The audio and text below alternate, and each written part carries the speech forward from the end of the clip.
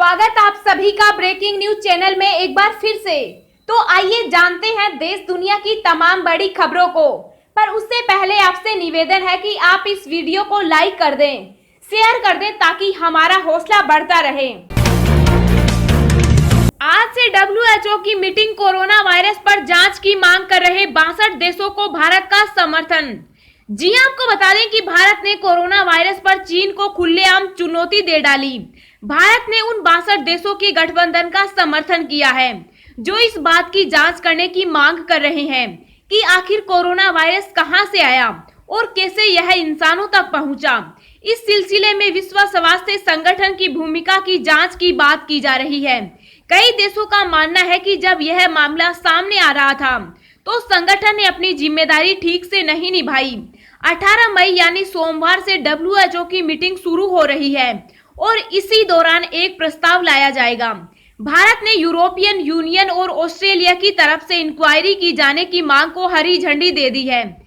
यह पहली बार है जब भारत ने कोरोना वायरस महामारी पर कोई फैसला लिया है। दिसंबर 2019 में वायरस चीन के वुहान से निकला और अब तक 3 लाख से ज्यादा लोगों की जान ले ली है। दुनिया के कई देशों की अर्थव्यवस्था चौपट हो गई है। हालांकि मार्च में जब प्रधानमंत्री नरेंद्र मोदी ने G20 समिट में वीडियो कॉन्फ्रेंसिंग के जरिए देशों को संबोधित किया था तो उस समय उन्होंने WHO में सुधार की बात कही थी। साथ ही पारदर्शिता और जिम्मेदारी लेने की जरूरत पर भी जोर दिया था। आलोचना का केंद्र चीन ने बाद में कहा था कि यह वायरस दुनिया में कहीं से भी आ सकता है। चीन के विदेश मंत्रालय के अधिकारियों ने तो कई ऐसी खबरों को साझा किया था जिसमें षड्यंत्र की बात कही थी। देश में कोरोना संक्रमित मरीजों का आंकड़ा 98,985 के पार, अब तक 3,062 की मौत। जी आपको बता दें कि देश और दुनिया में कोरोना के केस लगातार बढ़ते ही जा रहे हैं। ताजा आंकड़ों के मुताबिक देश में अब तक 98,985 संक्रमण के मामले सामने आ चुके हैं। एक्टिव केस 58,964 हैं, जिसमें से अभी तक 3,062 लोग अपनी जान गंवा चुके। वहीं इसके बीच अच्छी खबर ये भी है कि अब तक 39,563 संक्रमित मरीज ठीक भी हो चुके। कोरोना वायरस संक्रमितों के मामलों में अब विश्व में भारत का स्थान 11वां हो गया है। दुनिया भर में कोरोना वायरस की वजह से कुल 3,24,045 लोगों की जान जा चुकी है, जबकि वायरस से संक्रमित लोगों की संख्या 47,36,000 हो गई है।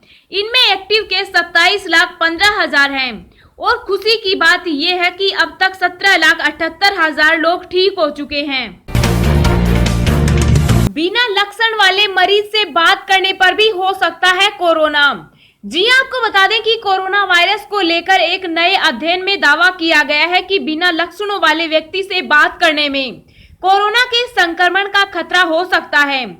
अध्ययन में दावा किया गया है कि यदि ऐसा व्यक्ति जोर से बोल रहा है तो वह 1 मिनट में 1 लाख से भी ज्यादा ड्रॉपलेट्स मुंह से हवा में छोड़ता है, जिसमें 1000 कोविड-19 वायरस हो सकते हैं।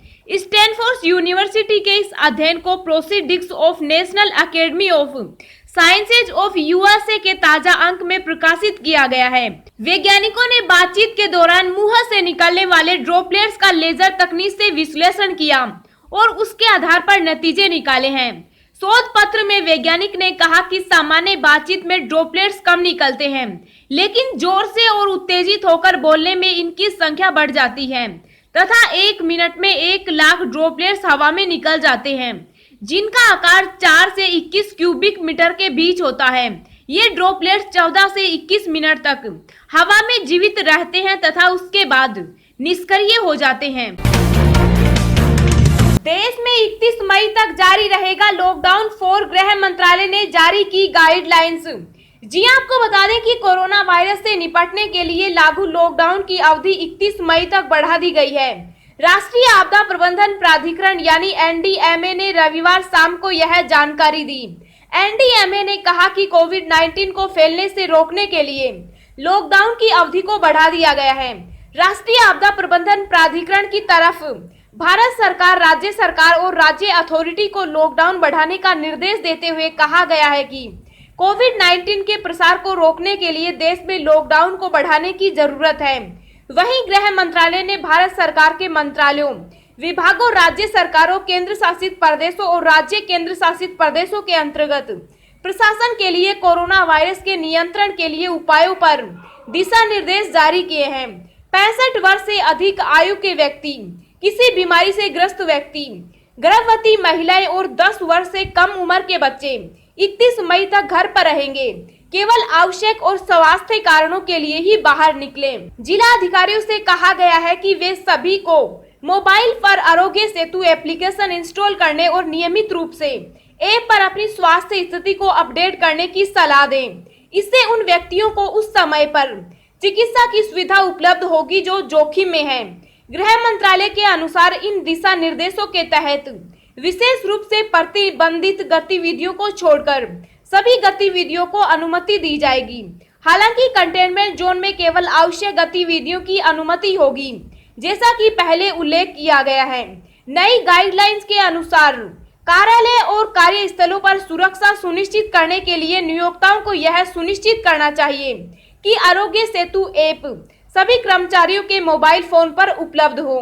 रेड, ग्रीन और ऑरेंज जोन के अलावा कंटेनमेंट जोन और बफर जोन बनाए गए। गृह मंत्रालय के अनुसार खेल परिसरों और स्टेडियमों को खोलने की अनुमति दी जाएगी, हालांकि दर्शकों को अनुमति नहीं दी जाएगी। 31 मई तक विस्तारित लॉकडाउन के दौरान सभी गैर जरूरी गतिविधियों के लिए शाम 7 से सुबह 7 बजे के बीच कर्फ्यू जारी रहेगा।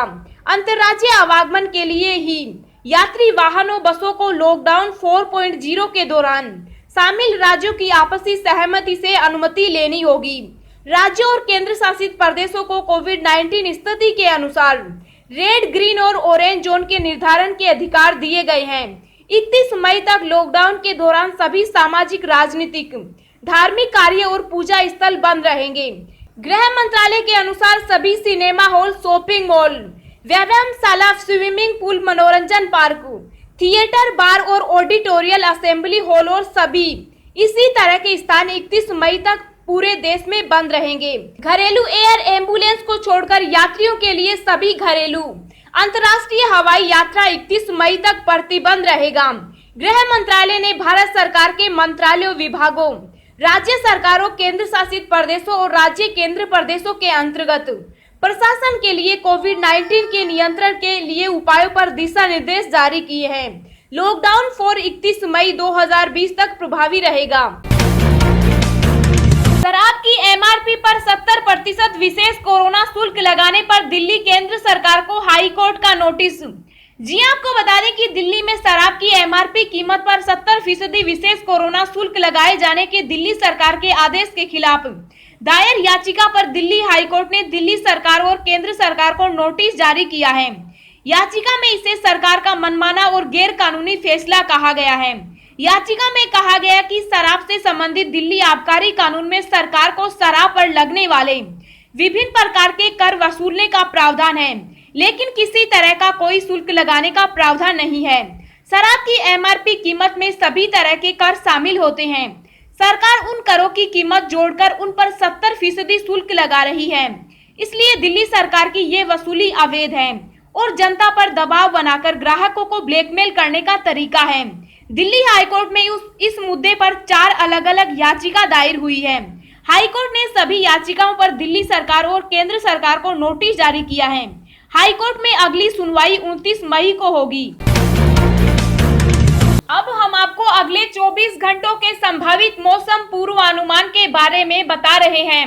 अगले 24 घंटों के दौरान केरल, तटीय कर्नाटक और असम में मध्यम से भारी बारिश होने के आसार हैं। जम्मू कश्मीर, मुजफ्फराबाद, गिलगित बाल्टिस्तान, हिमाचल प्रदेश, उत्तराखंड में कुछ स्थानों पर हल्की जबकि 1-2 स्थानों पर मध्यम बारिश के आसार हैं। उप हिमालय, पश्चिम बंगाल, सिक्किम, मध्य महाराष्ट्र, मराठवाड़ा, राजस्थान, उत्तरी पंजाब, छत्तीसगढ़, आंध्र प्रदेश और दक्षिणी पश्चिमी मध्य प्रदेश में 1-2 स्थानों पर हल्की बारिश संभव है।